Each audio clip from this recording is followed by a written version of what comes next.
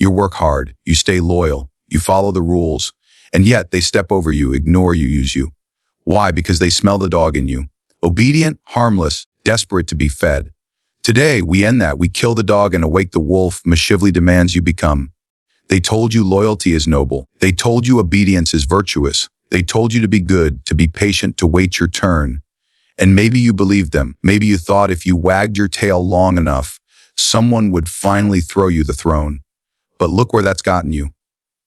You work hard, you follow the rules, you make yourself useful, and still you are invisible. Still you are replaceable. Still they take and take while you convince yourself that one day they'll reward you, but they won't. Do you know why? Because they smell the dog in you. A dog's nature is to serve. A dog's pride comes from being chose, not from choosing. A dog confuses kindness for power, scraps for loyalty, and chains for love. And though it believes itself loved, it is only tolerated. Tolerated so long as it is useful. Tolerated so long as it keeps wagging. Tolerated so long as it never bites. And the moment it does, the master calls it rabid and puts it down. That is the nature of the dog. Dog is desperate to be liked. It bends itself for approval, even when approval costs at its dignity. It apologizes for existing. It gives away its teeth for a pat on the head, and it mistakes survival for success. Listen closely. This is the truth they never wanted you to know. The world does not reward the obedient. It exploits them. The obedient believe their sacrifice earns them safety. They think that if they work harder than everyone else at your authority, they'll be noticed. They think their loyalty will shield them from betrayal. Loyalty without leverage is just a leash. And you've worn it so long you think it's jewelry. You have given everything, your time, your effort, your energy, and your faith. And what have you received? The illusion of security, the illusion of belonging. And still deep down you feel it. That small, gnawing fear that you are disposable. Because you are. The dog is always disposable. The dog never realizes that in trying to be loved, it has made itself weak. It lies on its knees, dreaming of crumbs, never daring to question why it kneels in the first place. And yet you cling to it, because the dog is comfortable, your authority. The dog never risks. The dog never plots. The dog never steps out of line. The dog believes its obedience will protect it from the wolves it fears. But here's the irony. The wolves never waste their teeth on other wolves. They devour the dogs first. And so long as the dog lives in you, you will always be prey. You will always be the one who's asked to wait, to compromise, to be patient just a little longer. Your authority. You will always be the one passed over for the one who doesn't care about being liked. And they will smile while they do it. They will tell you're so good, so loyal, so dependable, because they know you crave those words like water. They will keep you believing that obedience is strength, that servitude is virtue, that gratitude is the path to power. But gratitude never built an empire. No dog has ever been feared. No dog has ever been obeyed, and no dog has lamed the crown without first killing what it is. So tell Meg, your authority, how much longer will you wag your tail for men who wouldn't hesitate to starve you if it served them? How much longer will you beg for scraps when you were born with teeth? The wolf is not loved. It is respected. It does not wag its tail. It does not beg. It does not kneel. It walks where it chooses, not where it's allowed. And because of that, the world reacts differently to it.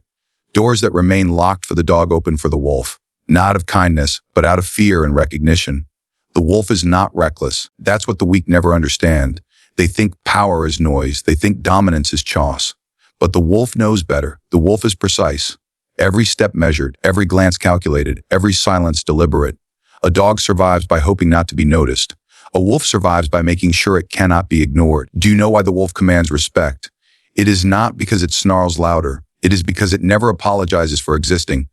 Its hunger is not shameful. Its presence is not negotiable. It does not ask whether it belongs. It beeves as if it always has. And here's the part that terrifies those who live like dogs who. The wolf does not crave their approval. Their acceptance means nothing. Their praise means nothing. Their opinion means nothing. It moves according to its own design. And because of that, the world bends around it. The wolf understands the art of timing. It does not chase every opportunity like the dog, panting, desperate to please. It waits, watches, studies. It lets others exhaust themselves scrambling for scraps while it calculates the perfect moment to strike. And when it does, there is no hesitation, no second guess, no wasted motion. One strike, final, absolute. And that is why it is feared. Because fear is not born from volume or violence. Fear is born from certainty. When the wolf moves, it is certain. When the wolf takes, it is certain. When the wolf commands, it is certain. And certainty is the rarest and most intoxicating form of power. The dog waits to be told what it's worth. The wolf decides. But here's what makes the wolf truly untouchable. It does not simply dominate through force, but through cunning. Machiavelli himself said, "A ruler must be both lion and fox." And the wolf understands this better than any creature. It knows when to show its teeth and when to hide them. It knows when to act with ferocity and when to lull its enemies into false comfort. It knows how to make others think they are safe, right until they aren't. And unlike the dog, the wolf does not waste energy trying to save everyone. It does not sacrifice itself to prove its goodness. It understands that survival is not granted through sentiment, but through strategy. The wolf chooses its pack carefully, not out of weakness, but out of calculation. Alone, it is lethal. Together, it is unstoppable. Notice something else. The wolf does not hoard approval, but attracts loyalty. Not the loyalty of slaves, equals who recognize power when they see it. This is not loyalty built on begging. This is loyalty built on gravity. You feel it, don't you? That pull inside you, that faint, dangerous whisper telling you that you were not born to kneel, that you were not designed to beg, that there is something in you sharper, hungrier, more deliberate than what they've allowed you to believe.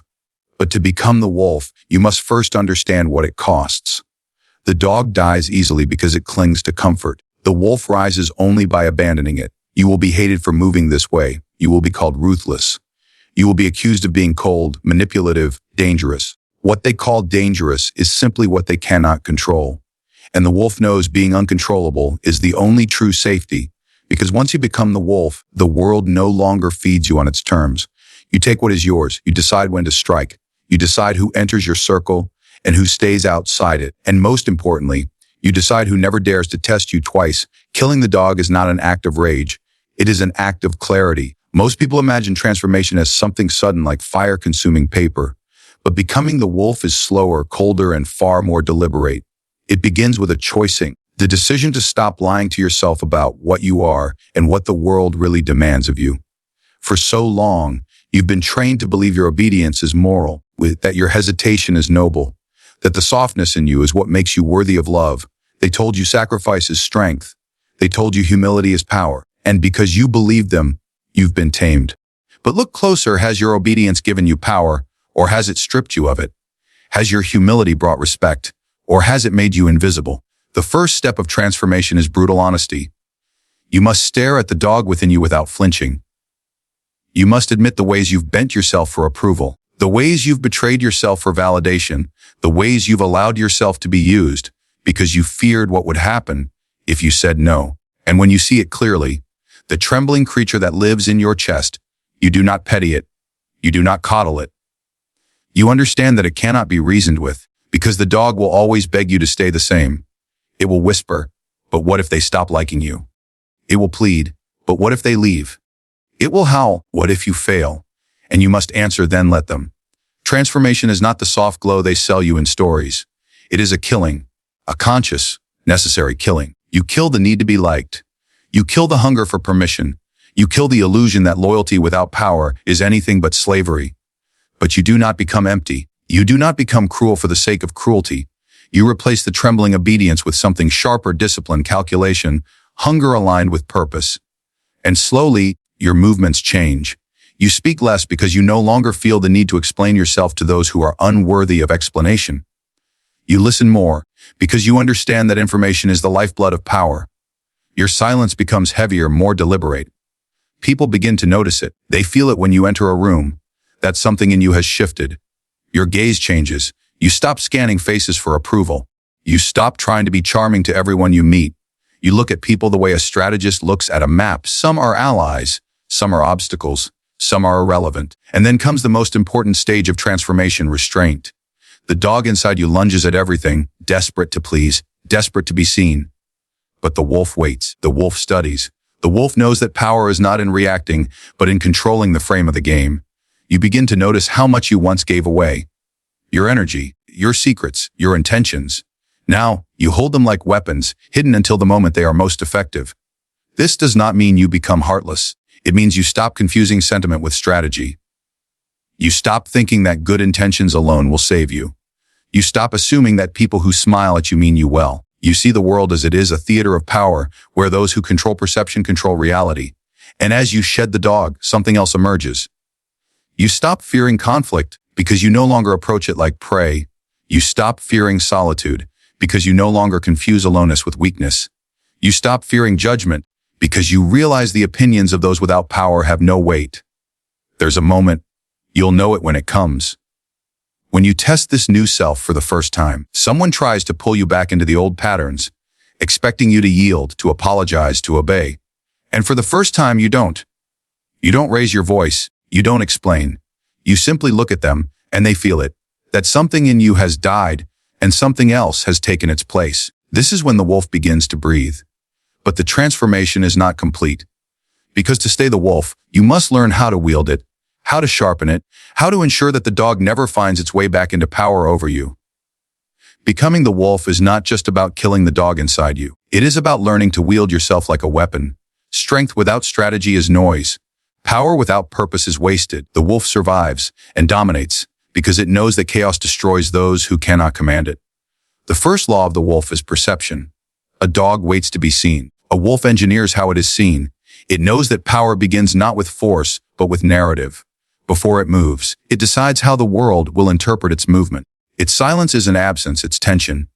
Its presence isn't accidental, it's calculated. Every gesture carries weight because the wolf never allows the world to see the full map of its mind. The second law is timing. A dog acts the moment it feels hunger, leaping at whatever is in front of it. A wolf studies the terrain, watches its prey exhaust itself, and only strikes when the outcome is certain. This is why the wolf's victories look effortless. They are not accidents. They are executions of patience sharpened into precision. You think this is cold. It isn't. Discipline. Discipline is not the absence of feeling. It is the refusal to let feeling choose for you. The dog lunges because it feels. The wolf moves because it decides. The third law: divide your faces, but never your core. The wolf understands that the world doesn't deserve all of it.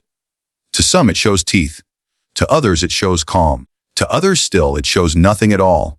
But beneath those shifting masks, there is one unshakable identity, a creature that will not kneel, a creature that bends the field of play instead of being bent by it. And here's where most fail. They think becoming the wolf means becoming loud, always asserting, proving. But the wolf doesn't prove. The wolf implies. The wolf knows that suggestion is stronger than declaration, and that fear often grows faster in the imagination than it ever could in reality. The strategy of the wolf is not about being the strongest. It's about making strength irrelevant by controlling the frame. The dog fights for scraps on the terms of others. The wolf rewrites the terms. If the game is rigged, changes the board. If the field is uneven, it shifts the ground under its opponent's feet until balance belongs only to it. Even alliances are strategic. The wolf is not afraid to join a pack, but it never disappears into it. It contributes power, but it keeps its own.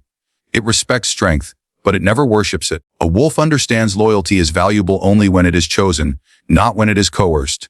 And when the pack falters, the wolf does not drown with it. It steps aside, it pivots. Survival to the wolf is not the goal. It is the foundation upon which domination is built. And domination is not constant violence. It is the ability to bend the environment to serve you. Sometimes that means acting. Sometimes that means waiting. Sometimes it means retreating, not as surrender, but as design. You see, the dog reacts to pressure, the wolf creates it. The dog seeks comfort, the wolf weaponizes discomfort. The dog dreams of safety. The wolf knows that safety is an illusion and that control is the only real shield. And make no mistake, control is not about gripping harder. Control is about shaping belief. What they believe about you will determine what they dare to do to you.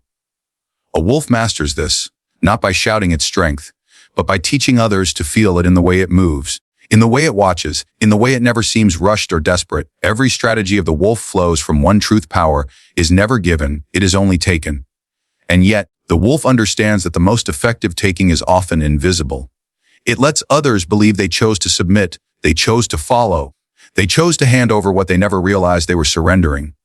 This is why Machiavelli admired such creatures. Because they understood what rulers forget: force breaks, influence bends, and what bends can be shaped into anything. So you must ask yourself, not do I have the teeth, but do I have the patience to use them only when necessary? Not do they fear me, but have I built the kind of presence where fear and respect become indistinguishable? Because that is the art of the wolf, to become so precise, so deliberate, so undeniable, that when you finally move, it doesn't look like violence. It looks like destiny.